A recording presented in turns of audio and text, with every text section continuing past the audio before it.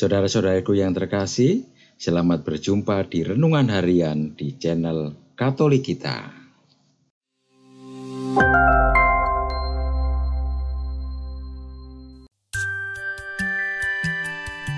Hari ini, Selasa, 5 November 2024, Pekan Biasa ke-31. Bacaan pertama. Bacaan diambil dari surat Rasul Paulus kepada jemaat di Filipi, bab 2, ayat 5 sampai dengan 11. Saudara-saudara, dalam hidup bersama, hendaklah kalian bersikap seperti Kristus Yesus. Walaupun dalam rupa Allah, ia tidak menganggap kesetaraan dengan Allah itu sebagai milik yang harus dipertahankan. Sebaliknya, ia telah mengosongkan diri dan mengambil rupa seorang hamba dan menjadi sama dengan manusia. Dan dalam keadaan sebagai manusia, ia telah merendahkan dirinya dan taat sampai wafat, bahkan sampai wafat di kayu salib. Itulah sebabnya Allah sangat meninggikan dia dan menganugerahinya nama di atas segala nama, supaya dalam nama Yesus bertekuk lututlah segala yang ada di langit, yang ada di atas dan di bawah bumi, dan bagi kemuliaan Allah Bapa, semua lidah mengakui Yesus Kristus adalah Tuhan. Demikianlah sabda Tuhan. Syukur kepada Allah. Bacaan Injil. Bacaan diambil dari Injil suci menurut Lukas, bab 14, ayat 15 sampai dengan 24. Pada waktu itu Yesus diundang makan oleh seorang Farisi.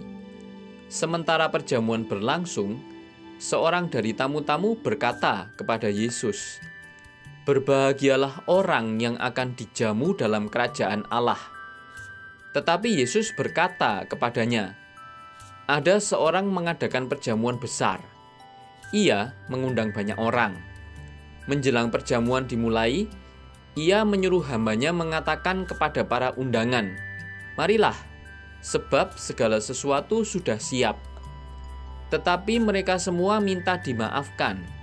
Yang pertama berkata, 'Aku baru membeli ladang dan harus pergi melihatnya. Aku minta dimaafkan.'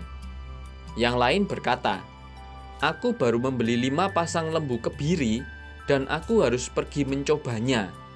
Aku minta dimaafkan.'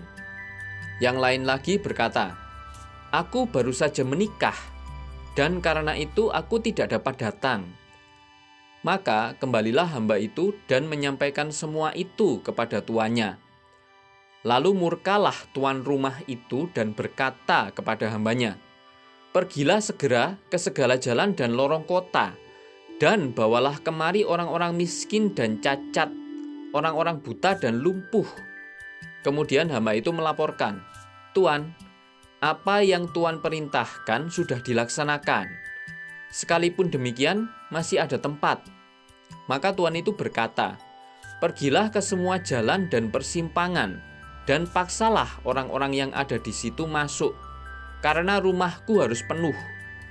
Sebab aku berkata kepadamu, tidak ada seorang pun dari para undangan itu akan menikmati jamuanku.' Demikianlah sabda Tuhan.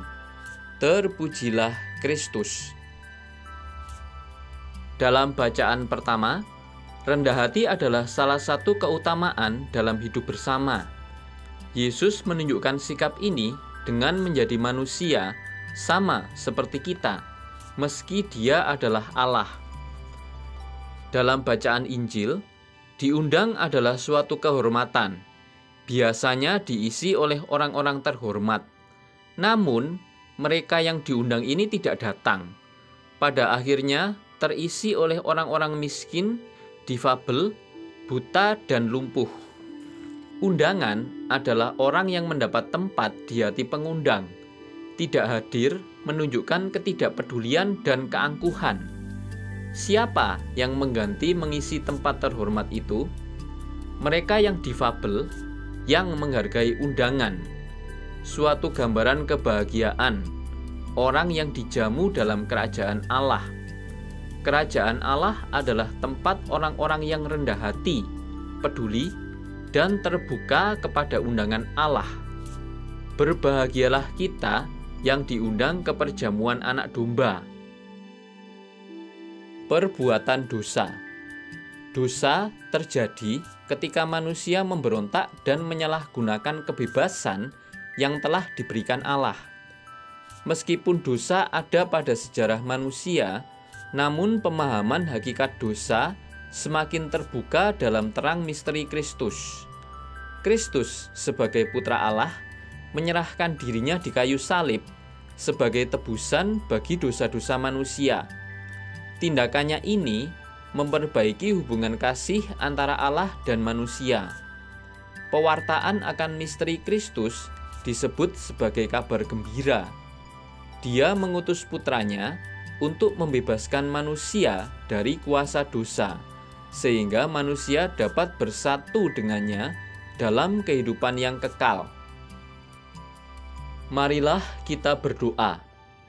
Allah Bapa, sumber kehidupan, Engkau menganugerahkan keselamatan kepada dunia melalui salib Yesus Kristus, Putramu. Bimbinglah kami untuk selalu mengakui keagungannya dengan sikap hidup rendah hati di hadapan-Mu dan sesama, dengan pengantaraan Tuhan kami, Yesus Kristus, yang hidup dan berkuasa, kini dan sepanjang segala masa. Amin. Saudara-saudari yang terkasih, terima kasih atas kebersamaannya dalam renungan harian ini. Kita jumpa lagi di renungan harian berikutnya. Berkah dalam.